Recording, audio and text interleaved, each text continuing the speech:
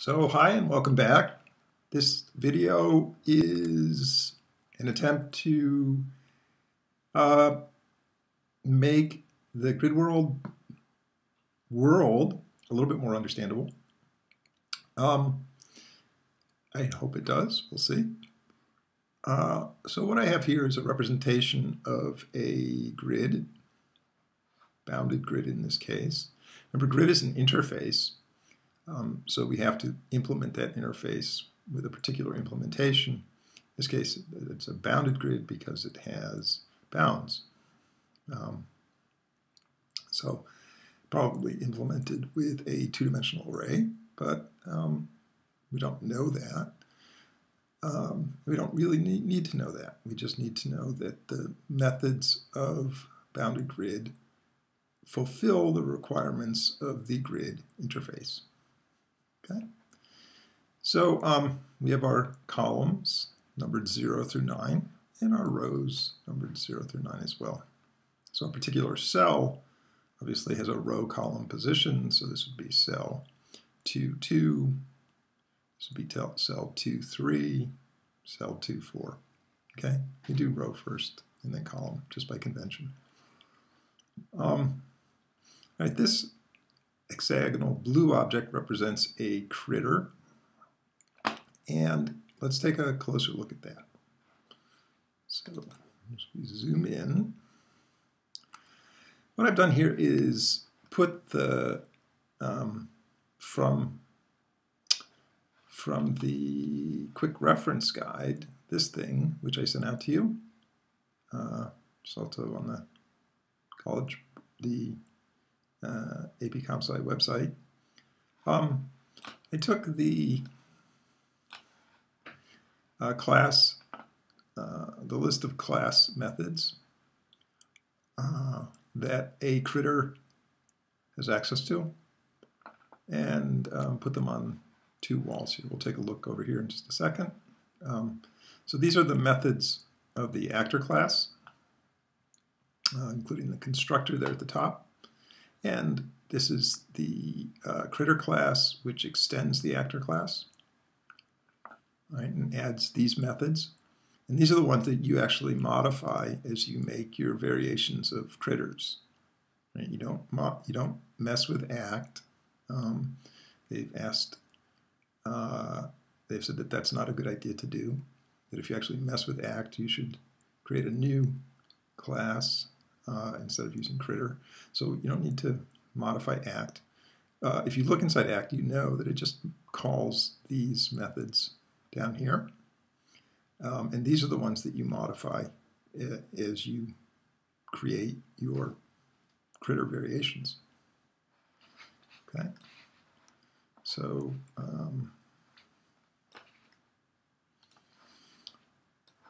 let's go to look at this side. And here we have the grid interface. So just take a second and look at that in more detail. Right, so I've said to you, you should try to think like a critter, right? And what we're looking at in these four lists is basically what a critter sees. The critter doesn't see this world out here, right? It just sees these methods. So that's what a critter has, how the critter interacts. These are the critters, the way the critter interacts with the world. And so we have to use these senses or limbs in some cases, because we're causing action, right? To have the critter both find out things and do things. Before we do that, let me come back out again and just look inside of critter, because there are two things here which I wanted to mention. Right? Every critter, every actor, critters inherit this from actor, have a location object which has certain information about the critter's location, and a color object. Now these objects aren't actually in the critter like I portrayed them here, right? What the critter actually has is references to objects of these classes, but it's much easier to just represent that here with a couple of boxes. So there are fields in both of these that the critters and actors and critters have access to and can modify. So let's go back to here. So with the grid, a critter can get a grid, right? So if we go over here, whoops, right, one of the things that any actor can do is get a grid, and it returns a reference to a grid. And once you have that reference, these are the things you can do with it. You can ask it how many rows it has, how many columns. You can send in a location object and say, hey, is this a valid location within the grid? You can put something at an object of some type, E standing for some type unspecified at this point, into a particular location, right? So that method would require that you supply a location object and the object that you're going to put into that place. That could be some other type of critter or one of the other actors or something. You can remove an object from a location. Again, you supply a location object, and you can get what object, a reference to an object at a location, right? So you can, if you know the location, you can say, hey, what's there? All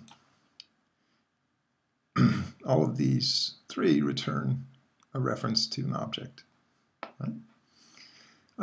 You can also get lists, right? So you can get 4 different array lists of locations. So you can get occupied locations, you can get valid adjacent locations, you can get empty adjacent locations, right? Valid would be if your critter was on the edge of right? If your critter were over here at row 4, column 0, then adjacent locations here, and, well, along the side would obviously not be valid. They're outside the grid, okay? So let's go back. You get occupied adjacent locations, right? These would be the ones that have some sort of object in them. And again, we're getting array lists of locations, not actual objects. And then the final method of the interface is something that returns an array list of neighbors. So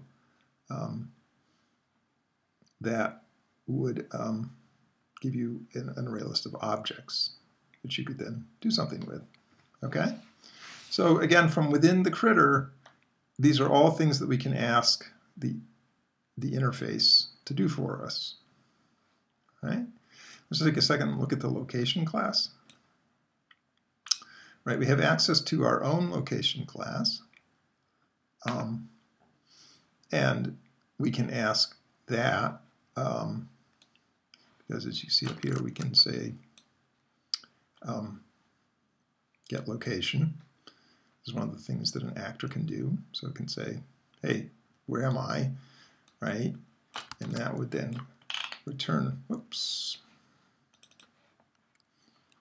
return a reference to this location object. Then we could ask that location object things like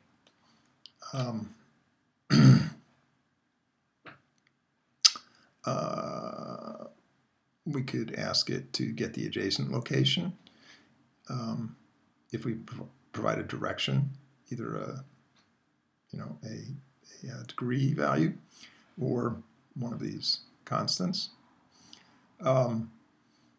We could We could ask it to get the direction toward another location, and it would return the direction we'd have to move to get to another location. We can ask it if it equals another location. We'll skip hash code for now, and I'll just briefly mention compare to, right?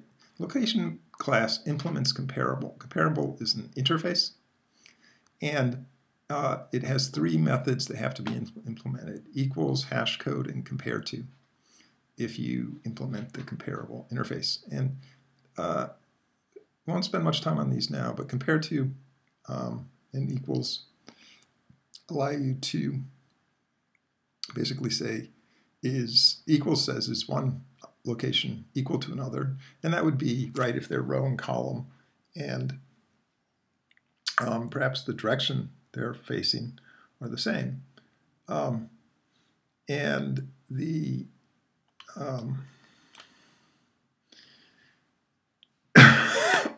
excuse me. And the compare to says allows you to do greater than, less than comparisons of an object to another object of the same type. Okay, so those are the things that we can ask ask a location class.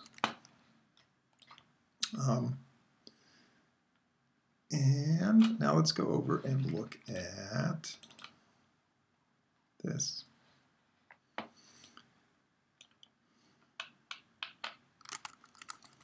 So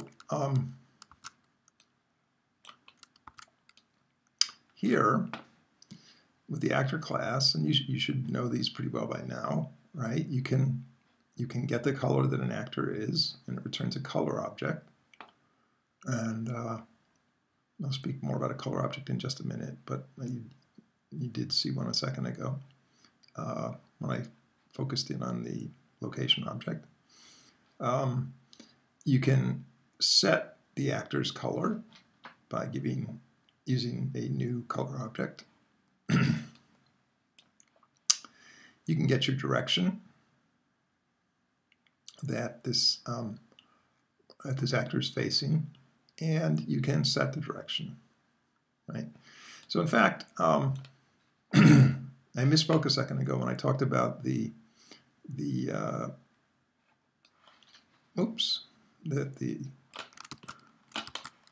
location class stores the direction. It doesn't. It doesn't store the direction. It just stores the row and the column. Direction is stored in somewhere in the actor class, right?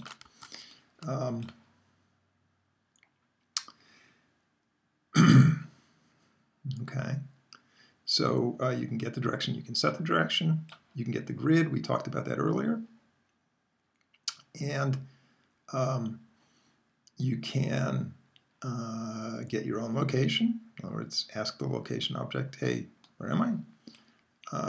You can put yourself in the grid, and you would get the grid using getGrid, and then use that as one of the parameters, and you could send in your location, which you would do with getLocation, right? Send that in, and you could place, if you're an actor, critter, you could place yourself in the grid, right?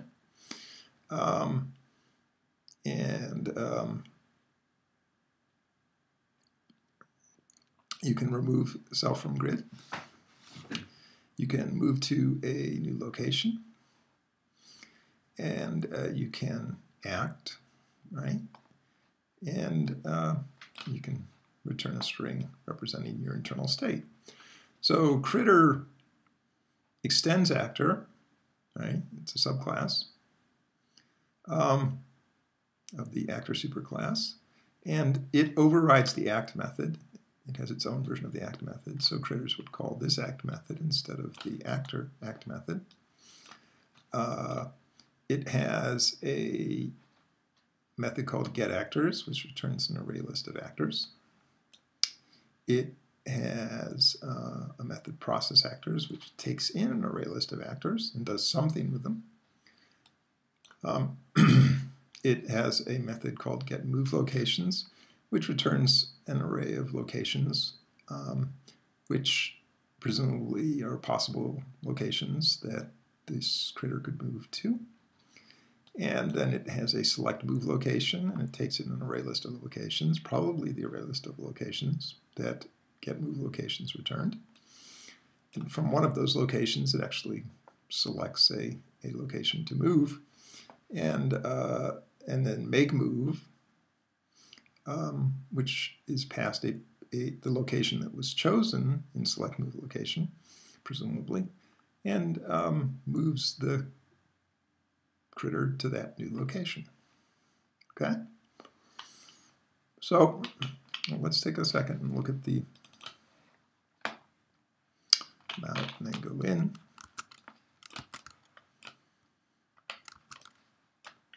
Okay, so a color object. I did it with red, green, and blue because color objects are defined with red, green, and blue values. It's one way to do it.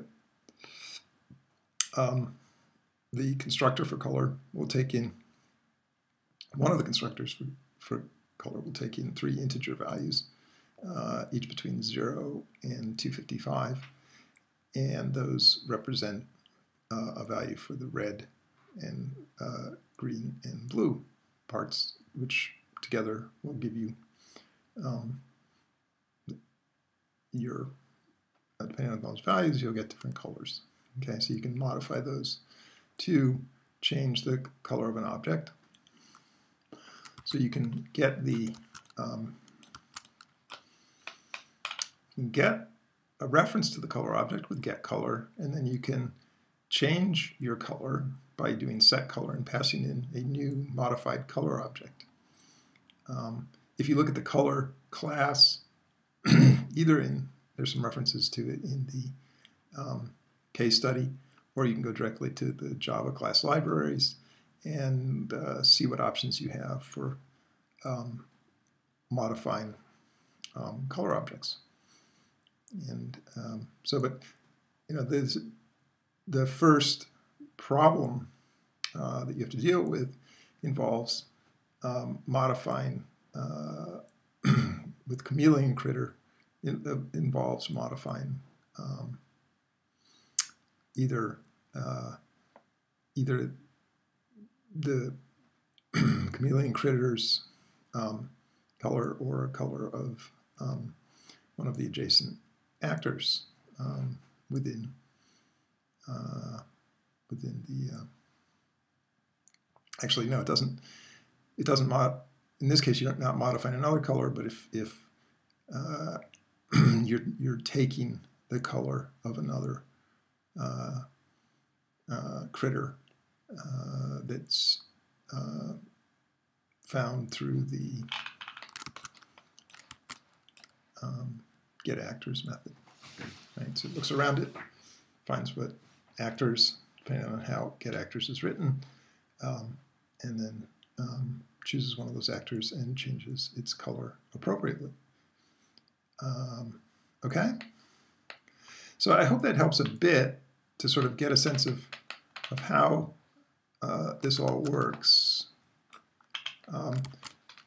These are the tools you have, and you can modify these methods, these 5 methods below act within critter, to call these tools in in whatever way you want, with inside loops, nested loops in some cases, right?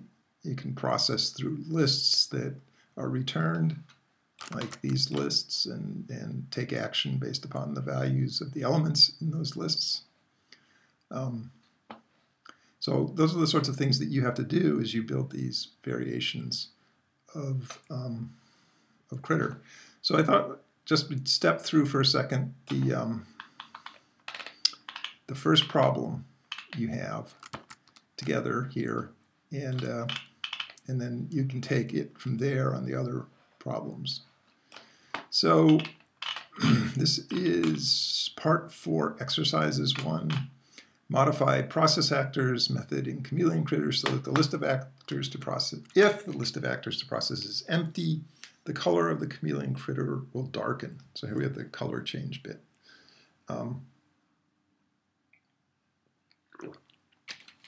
Excuse me. Okay, so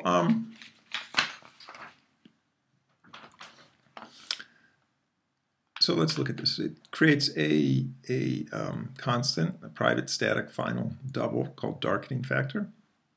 It's 0.05. You can look back at the flower class to see how some of this, what's going on here.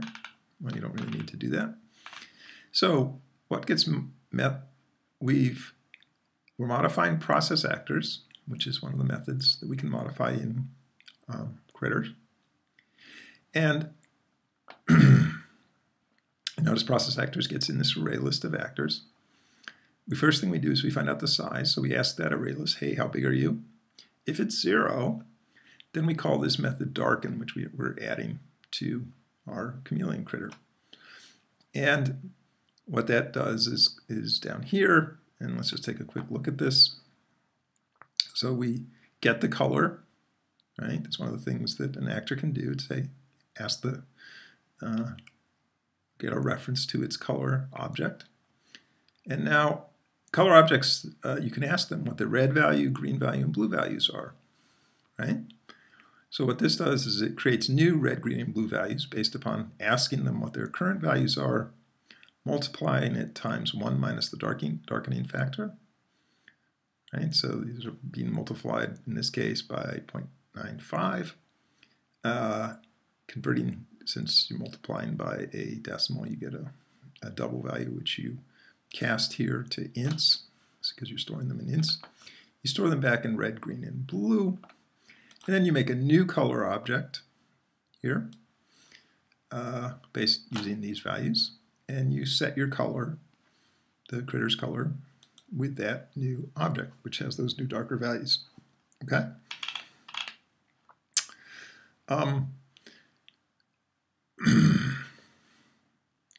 Otherwise, if n is greater than 0, you just use the math class to get a random number. This avoids having to make a new random object. Notice the capital M, right? Because it's so this is a class method. We don't need to instantiate an object. So we just ask this class, hey, call your class method random, multiply times the number of actors we have, right? Cast that to an int, that's our R value. And we then say to the actors list, right, this one that we got in through the parameter, okay, give us the actor that it's at position R, right? And, you know, I didn't go through exactly what the math is here, but if you have any questions about that, you can ask me. Pretty straightforward. And then we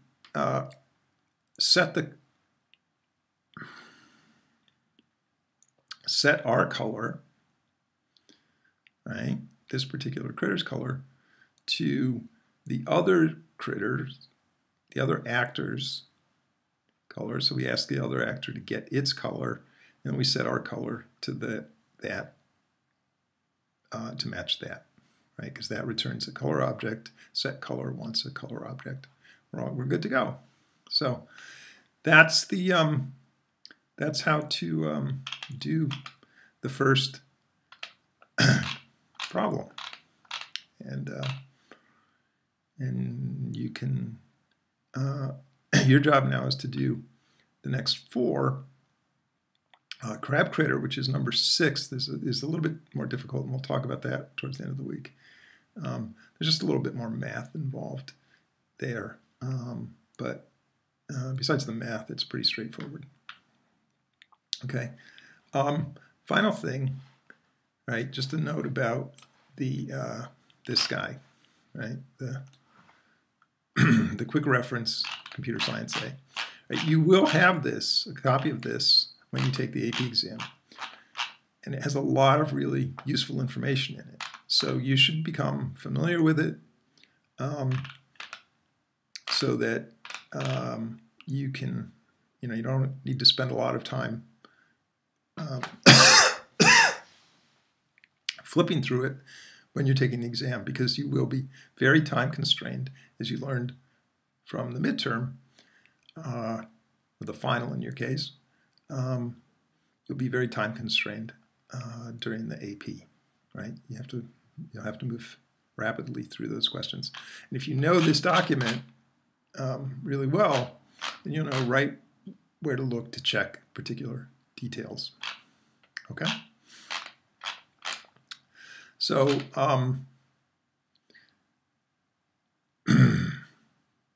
this has more extensive information with little descriptions about all the methods in the location class, right? Same thing with grid, same thing with actor, and so on. I'll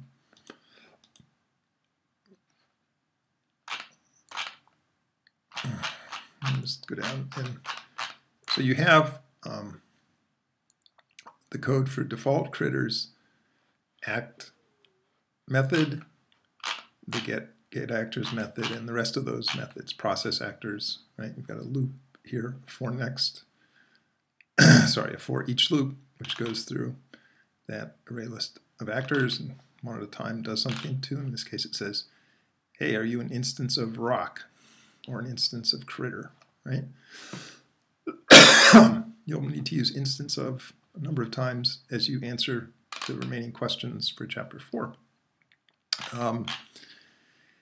And what else do we have here? We have chameleon critter, which we've just gone through modifying so that it solves the problems specified in the first question, but you've got the basic chameleon critter there. And then just a shorter version of which these are actually what I copy and pasted into the critter representation. Excuse me. So too much talking. So that's it for this video. Yeah, I hope this is helpful. If you have any questions, please get in touch. Okay. I want you guys to finish, all of you, to finish up critters 2, 3, 4, and 5 by the end of the weekend. All right, so you have the weekend, but I should have these by Sunday night. Now, final thing. Let me just take a sip of tea here.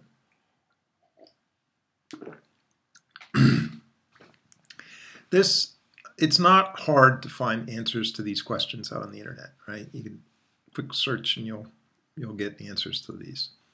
But if you just copy those, first of all, 1, I'll probably notice. 2, it's not good.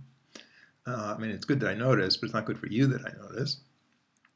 And 2, it doesn't help you get better at this stuff, right? You have to work your way through this and get comfortable with those methods in grid, location, actor, and critter, and sort of get a sense of how that all works by doing it, right? So don't be tempted by taking a shortcut. You have to work at these. You have to practice. Okay, that's it. Welcome back. Looking forward to working with all of you over the next 5 weeks so that you're in great shape for the AP. Okay, bye.